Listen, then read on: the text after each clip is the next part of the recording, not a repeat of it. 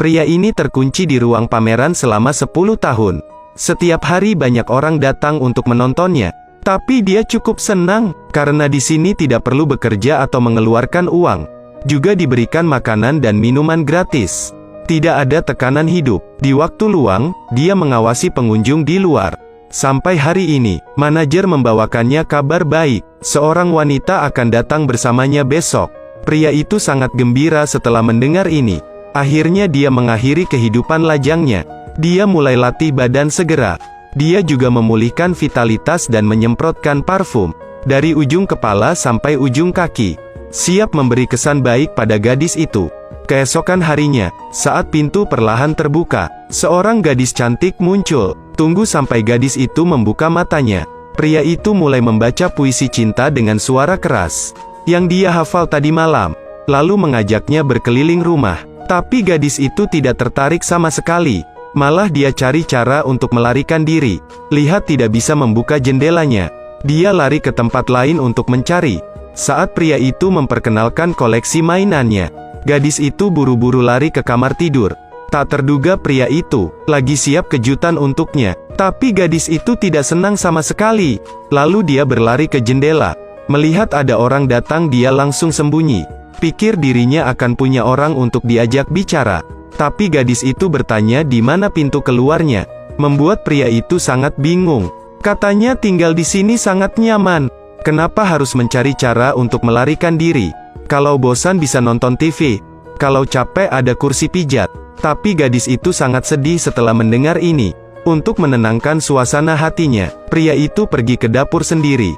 Menyiapkan makanan yang lezat. Tapi dia tidak mau memakannya. Ditambah lagi ada orang yang menonton saat dia makan.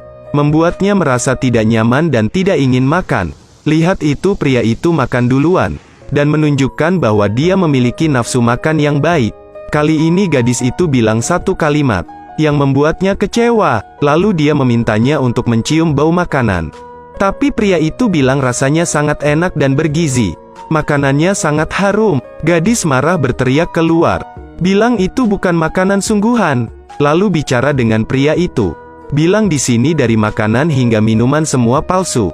Dunia luar sini jauh lebih besar, tempat ini tidak beda dari rumah tahanan. Pria itu melihat gadis itu tampak tidak tenang. Jadi membuat alasan dengan bilang dia mengantuk. Bahkan mengajaknya tidur bersamanya. Dengan gitu, mereka bisa mempertahankan keturunan bersama. Tapi ditolak mentah-mentah. Pria itu tak berdaya, hanya bisa kembali ke kamar tidur sendirian. Di malam hari gadis itu berbaring di sofa dan tertidur. Pria khawatir dia akan masuk angin. Jadi ambil selimut untuk menutupinya.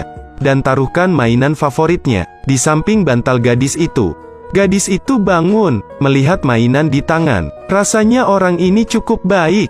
Jadi ada ide yang berani di benaknya. Keesokan paginya pria itu tiba-tiba menemukan koleksi mainannya hilang. Lalu melihat gadis itu menggunakannya untuk membuat pola pada kaca. Melihat gambar ini pria itu terlihat bingung.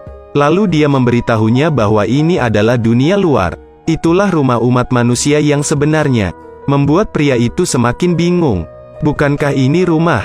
Ternyata bumi saat ini ditempati oleh robot.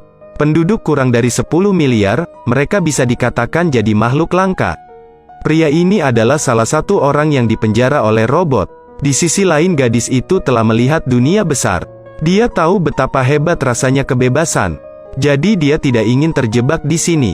Dia bilang dia harus keluar. Malam itu pria ini berpikir keras. Ini juga pertama kalinya. Dia merasa sangat tertekan. Hari berikutnya saat mereka berdua sedang sarapan, laki-laki itu membawa tanaman dalam pot, menghalangi penglihatan robot di luar. Lalu beritahu gadis itu, setiap minggu akan ada pengasuh yang datang membersihkan ruangan. Sampai saat itu, dia bisa bersembunyi di dalam mobil dan melarikan diri. Tiba-tiba gadis itu meraih tangannya.